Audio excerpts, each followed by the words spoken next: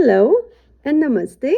My name is Suvarna and welcome to my channel, which is at Selfloveheals. Today, I want to talk about love versus attachment. Um, we sometimes interchangeably use the words love for attachment and vice versa. And while love is a very powerful, very beautiful, positive emotion, attachment is a major weakness.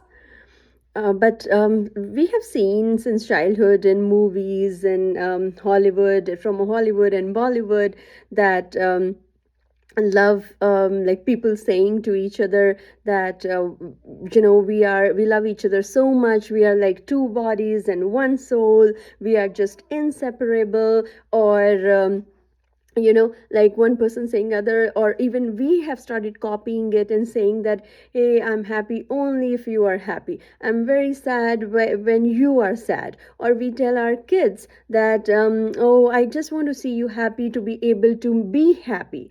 Or like all those things. And unknowingly or knowingly, we are actually repeating the wrong concepts and reinforcing a very wrong concept in our mind by saying that, by thinking like that, by copying what somebody has said or what we hear around us. So, if you imagine conjoined twins, that's what they're called, I guess. The twins who are the twin babies who are two different individuals, but who are joined, attached as one single body physically at the time of their birth. And so like in such cases, that's total attachment. And what happens is, if one of the two individuals wants to go to school, the other cannot stay home, the other will have to go to school too. If one wants to just rest and sleep, the other has no option but to sleep. The other cannot work or play when the other is sleepy or wants to sleep. If one wants to sit and just relax and the other wants to stand, they cannot, because if one is sitting, the other one also has to sit. It's so much painful to be in that kind of a situation where there is attachment.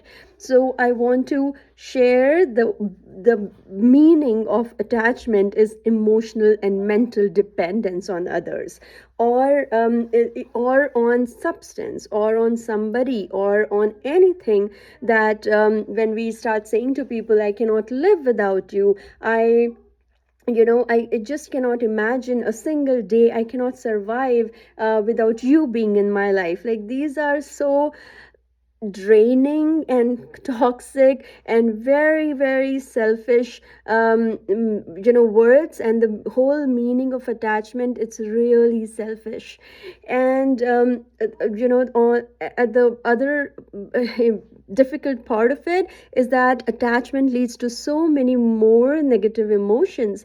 Attachment leads to insecurity, jealousy, loneliness, rejection, abandonment. Like, if we see that the person who we love, like we say it that we love, but basically we are attached to the person, and then when they talk to others, or when they get attracted to the other person, or if our child gets more connected, or follows their friends more than us, the parents, or when the kid is more close to someone else, our friends or relatives in the family, then if we are attached to them, we can feel so much worthless. We could see why our partner, why the person we think or we say that we are in love with is going to someone else. And these are very toxic, very, very draining feelings, emotions, and things that we experience, only because we so much confuse attachment with love and vice versa. And on the other hand, if we talk about love, the true meaning of love, it is unconditional. It is a very powerful feeling. And unconditional means it has no condition. There is no condition for us to be able to love someone else. And unconditional love means um, we want the best for the person, whatever is the best for them. We want them to be happy, not that our happiness depends on their happiness, but love, unconditional love, is something when we are loving the person regardless of where the person is, like physically in any part of the country, the world, with whom the person is, they, regardless of what they are doing, regardless of what mental or emotional state of mind they are in. Not that if my partner is annoyed and just sad, then I feel unhappy or I get annoyed and too. This is total emotional dependency, and that is attachment. And all we need to do is to love others unconditionally, and never get confused with attachment. Also, attachment leads to, we want the person always to be physically with us. We want the person to always talk to us. We want to keep, receiving things. We think that when we are giving something to the person, somebody told us that relationships are give and take, and the whole programming in us started getting changed, to that relationship is give and take. We forgot that no, that's transaction. We think that if I am loving someone, the other person has to return me, has to love me in return. We expect so much of reciprocity from people because somehow it got into our head that relationship is give and take, and then we are always seeking, begging, wanting, expecting, desiring, or chasing people to give us what we have been giving to them. Most of the relationships, be it love relationship, or be it with our anyone, with parents, cousins, sisters, with relatives, anyone, friends, it all starts getting affected if we do not get the reciprocity, if we do not get the time, attention, or love what we give to the other person. And not just that the relationship gets affected, but also we start feeling so much unvalued only because the other person is unable to give us what we have been giving them. So this is not love. This is actually a very draining and negative, a toxic feeling. And right now, I'm only talking from our perspective, from our, like, I'm not even talking to love it for doing good to others, to love them unconditionally for their benefit, for their good. No, I'm saying is how to have a mentally and emotionally and physically healthy life, how to be happy, how to love ourselves and without expectations. Because when imagines one person doing everything in the relationship, or giving everything to the other person, or a parent sacrificing for the child, doing their best, giving everything that the child needs or wants, and then expecting some at the back of our mind that when the child grows up, he or she will do everything the same for us when we would need that. Or we when one person in the relationship is doing everything, is putting in all the efforts, is loving the person, caring about them, respecting them, being loyal to them, and the other person just doesn't return it, like the other person just doesn't love, the other person just doesn't care about, or just do not respect, or just do not give any attention. Imagine how we start feeling in such situations, and that all takes a huge toll on us. Because, and it all happens because we have so much of wrong concepts in mind. We have totally confused love and attachment. So I want to, now the thing is, I've been telling, wanting to say that we must unconditionally love others and not get attached to them. But now the question is how to do it. Like, why should I not expect anything in return when I'm giving my heart and soul out to the other person? Or why should I love someone and allow them to be with the other person? Or, all these things are, and how is it even possible? How will I not get affected if the love or the respect or the care or the kindness that I'm giving to someone else is never returned to me? There's no reciprocity. So how is it possible that I do not get affected? How is it possible that I still feel great about me?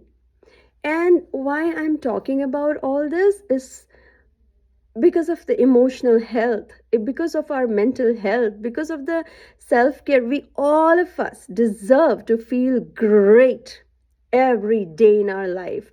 All of us deserve happiness and love, and we don't want to feel that rejections, those worthlessness, or not being valued. We don't want to feel that, and because that leads to so much more complications in life. And so, the easy part of having unconditional love for others and no attachment is having unconditional love for our own selves first. And how does it happen? Like, how can we love ourselves? And so, self love is what I totally believe in, and I practice each and every hour, minute, and every day of my life, because that's how it works. So, self love is connecting to our own self first every morning and having a beautiful relationship first with ourselves. So, how we do it? So, we do it. So there is another concept which is very simple and beautiful to understand, which is the concept of soul, or being soul conscious. And just knowing that each and every one of us has a soul within, and the soul is the name of the energy or the driving force that keeps our body alive. That is the life within us, which keeps us going, which keeps this body functioning. That energy is called soul. And every creature, living organism, animals, humans, insects, everyone has that soul within, regardless of what bodies the soul has as a clothing around. And every soul has 7 virtues. Every soul, because soul, or the energy, is a part of that divinity, is the part of God within us. We all have that part of divinity and God within us. We must understand this, know this as is. Do not go for a lot of logic behind it. Like I said in my last video too, that spirituality is a science of experience. Some things are beyond logic. We have to think with a very expansive mind, and we have to understand some concepts to be able to have a great life, to understand the cosmic laws, the laws and secrets of the universe. So it's so every soul within, or the part of God within, has 7 virtues, and those virtues are happiness, unconditional love, power, peace, abundance, wisdom, and bliss. When we have the source of the best values, the best qualities, the most sought after emotions in the whole universe, when we have that within us, We have to stop asking or expecting this from others. And this has to be our biggest and most important affirmation every single day. I do it every hour, that I have the source of peace, love, power, abundance, wisdom, and bliss within me. And I don't need anything from anyone. So, when we start loving ourselves more than anyone has ever loved us, when we connect with us, that divinity, that God within us, and shower that love to us, when we take from our source and just embrace ourselves and love ourselves more than anyone can ever do, or more than what we desire from others, we start building a beautiful relationship with ourselves. And when we are emotionally fulfilled, emotionally satisfied, then we stop expecting to get that from in return from others. Like, if we have an ocean full of water, would we really desire, seek, beg, wait, or expect a glass of water from our neighbor or from our partner? No, we have that source within and we have to affirm it. We have to remind ourselves. We have to get back to that programming. And it's so easy. It's just change in our thoughts, is the change in our destiny. So I would say, let's please think different, a little different thought. Love ourselves first, so that when we are satisfied emotionally, we can love others so much without wanting anything in return. And that becomes unconditional love. It all starts from us, from oneself. So, self love only can lead to unconditional love for ourselves, regardless of whether we are failing, succeeding, having an infection, a disease, looking the best, looking not looking so good. Regardless of any condition, when we love ourselves, we can do it for others. And so let's love ourselves, know who we are within, know who the F we are. And when we know ourselves, when we make a relationship with ourselves, it becomes so easy to have a healthy relationship with others.